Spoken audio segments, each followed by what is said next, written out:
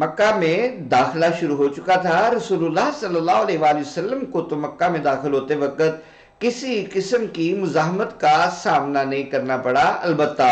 حضرت خالد ابن ولید کو بعض ناعاقبت اندیش جوانوں نے روکنے کی کوشش کی اور ان کا انجام وہی ہوا جو اللہ کی تلوار کو روکنے والوں کا ہونا چاہیے تھا۔ 13 آدمی جان سے ہاتھ دھو بیٹھے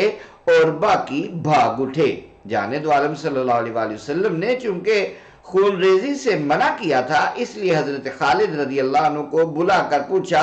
کہ تم نے میرے منع کرنے کے باوجود اتنے آدمیوں کو کیوں قتل کر دیا؟ حضرت خالد نے عرض کیا، یا رسول اللہ، لڑائی کا آغاز میں نے نہیں کیا تھا، میں تو تصادم سے بچنے کی ہر ممکن کوشش کرتا رہا، مگر جب وہ لوگ ہتھیار اٹھا کر مقابلے پر آ گئے تو اس کے سوا کوئی چارہ نہ رہا کہ ان کو راستے سے ہٹا دیا جائے، چونکہ امان صرف ان لوگوں کے لیے تھی جو غیر مسلح ہو۔ اس لیے جانب عالم صلی اللہ علیہ وآلہ وسلم حضرت خالد کے اس جواب سے مطمئن ہو گئے اور فرمایا، قضاء اللہ خیر، اللہ کا فیصلہ ہمیشہ بہتر ہوتا ہے۔ مکہ مکرمہ میں جانب عالم صلی اللہ علیہ وآلہ وسلم کے لیے ایک مناسب مقام پر خیمہ نصب کر دیا گیا، چنانچہ آپ مکہ میں داخل ہونے کے بعد اس میں تشریف لے گئے، تھوڑی دیر آرام فرمایا، پھر غسل کیا اور تیار ہو کر باہر نکل آئے۔ دروازے کے سامنے ہزاروں جان نثار باادب اور خاموش کھڑے آپ کا انتظار کر رہے تھے۔ حضرت محمد ابن مسلمہ نے خیمے کے بالکل قریب آپ کی مخصوص اونٹنی بٹھا رکھی تھی، اس پر آپ سوار ہو گئے۔ حضرت محمد ابن مسلمہ نے مہار تھام لی اور سوئے کعبہ چل پڑے۔ پیچھے پیچھے ہزاروں افراد کا لہریں مارتا ہوا دریا بھی رواں ہو گیا، اور جب جانب عالم نے ان کی معیت میں طواف شروع کیا تو سب خوشی سے از خود رفتہ ہو گئے، اور کیوں نہ ہوتے کہ یہ دن تھا ہی بے پایاں مسرت کا۔ پورے عرب کا مرکزی مقام مکہ مکرمہ آج اہل اسلام کے تصرف میں آ چکا تھا، اور اللہ کے جس گھر کے طواف کرنے کے لیے انہیں مشرکین مکہ سے اجازت لینی پڑتی تھی، آج اس کا طواف کرنے میں رکاوٹ ڈالنا تو درکنار، کسی کو ان کی طرف آنکھ اٹھا کر دیکھنے کی بھی جرت نہ تھی۔ لیکن اس منزل تک پہنچنے کے لیے انہیں کئی سال تک شبانہ روز محنت جدوجہد کرنی پڑی تھی، تب کہیں برتر و بالا خداوند نے ان پر اتنا کرم کیا تھا۔ ان کے دل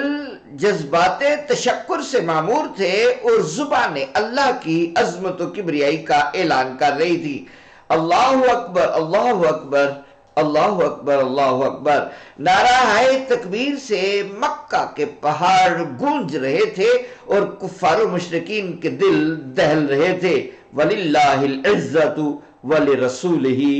وَلِلْمُؤْمِنِينَ۔ کعبہ معظمہ پر مشرکین عرب نے یہ عجیب ستم ڈھایا تھا کہ جس گھر کو ابراہیم خلیل اللہ جیسے عظیم بت شکن نے اللہ وحدہ لا شریک کی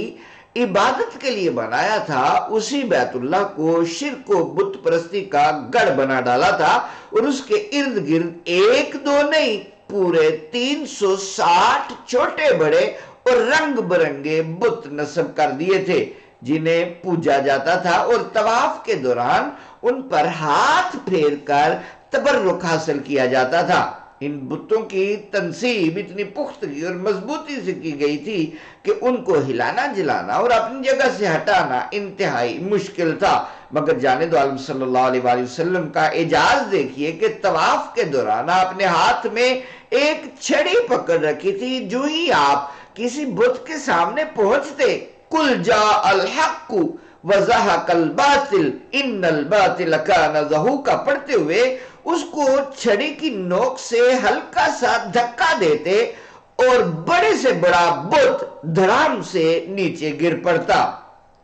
طواف ختم ہونے تک بیشتر معبودان باطلہ کا صفایا ہو چکا تھا، اور ادھر ادھر بکھرے ہوئے شکستہ ڈھانچے ان کی بے بسی اور بے کسی کا عبرتناک نظارہ پیش کر رہے تھے۔ ان میں ایک ڈھانچہ ہبل کا بھی تھا،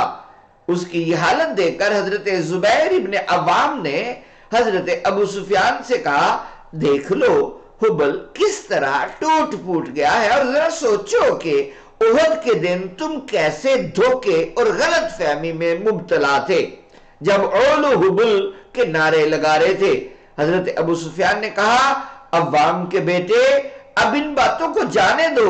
ظاہر ہے کہ اگر یہ بت خدا ہوتے تو ان کا یہ حشر ہرگز نہ ہوتا۔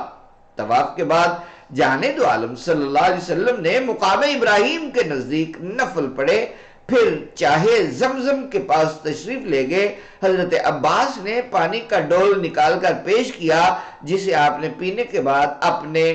چہرے اور ہاتھوں پر ڈال لیا۔ آپ کے جسم اقدس سے ٹپکنے والے پانی کو حاصل کرنے کے لیے صحابہ کرام ایک دوسرے سے سبقت دے جانے کی کوشش کرنے لگے۔ یہ منظر دیکھ کر اہل مکہ بہت حیران ہوئے اور آپس میں کہنے لگے کسی بادشاہ کی ایسی تعظیم و تکریم آج تک دیکھی نہ سنی۔ زمین پر نصب شدہ تمام بت تو ٹوٹ چکے تھے، البتہ ایک بہت بڑا بت کعبہ کے اوپر نصب تھا اور ابھی تک محفوظ تھا۔ چنانچہ جانے دو عالم صلی اللہ علیہ وآلہ وسلم طواف وغیرہ سے فارغ ہو کر اس کی طرف متوجہ ہوئے اور حضرت علی سے کہا کہ ادھر کعبہ کی دیوار کے پاس بیٹھ جا، میں تیرے کندھے پر چڑھ کر اس کو گراتا ہوں۔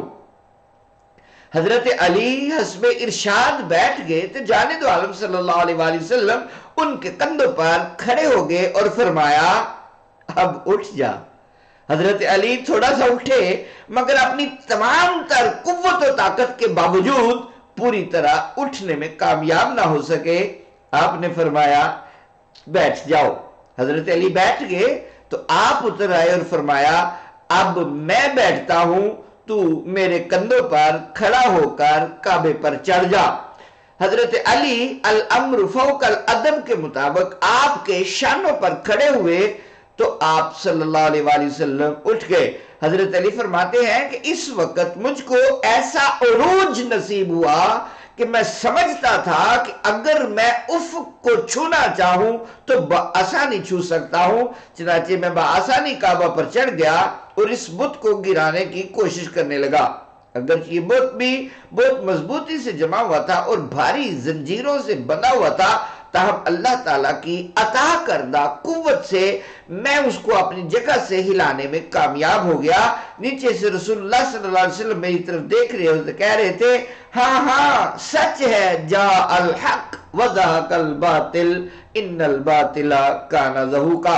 آخر بت تک اکھڑ گیا اور میں نے دھکا دے کر اس کو نیچے پھینک دیا۔ اس طرح آخری بت بھی پاش پاش ہو گیا اور اللہ کا گھر اس آلودگی سے ہمیشہ کے لیے پاک ہو گیا۔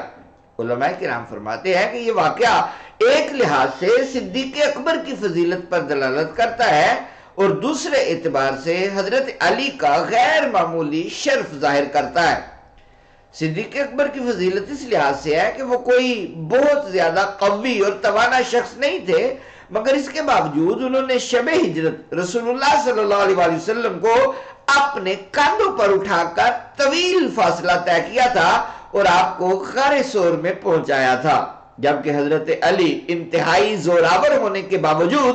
آپ کو اٹھانے میں پوری طرح کامیاب نہ ہو سکے۔ معلوم ہوا کہ حضرت صدیق اکبر میں بار نبوت اٹھانے کی صلاحیت بنسبت حضرت علی کے کہیں زیادہ تھی، اور حضرت علی رضی اللہ عنہ کا شرف تو ظاہر باہر ہے کہ ان کو سرور کونین صلی اللہ علیہ وآلہ وسلم کے مقدس شانوں پر کھڑے ہونے کی سعادت حاصل ہوئی، اور یہ ایک ایسا اعزاز ہے جس میں کوئی بھی ان کا ہمسر نہیں۔ موقع کی مناسبت سے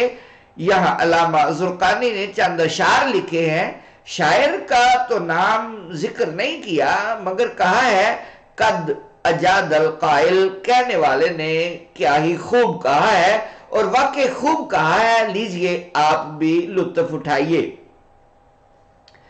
یا ربی بالقدم اللتی بلغتہا من قاب قوسین المحل الاعظما وبحرمت القدم اللتی جعلت لها کتف المؤید بالرسالت سلما ثبت علی متن الصراط تکرما قدمی وکلی منقذا ومسلما واجعلہما ذخری فمن کانا لہو ذخرا فلیس یخاف قط جہنما۔ اے میرے رب، ان پاؤں کے صدقے جنہیں تو نے کعبہ قوسین کے عظیم ترین مقام تک پہنچایا،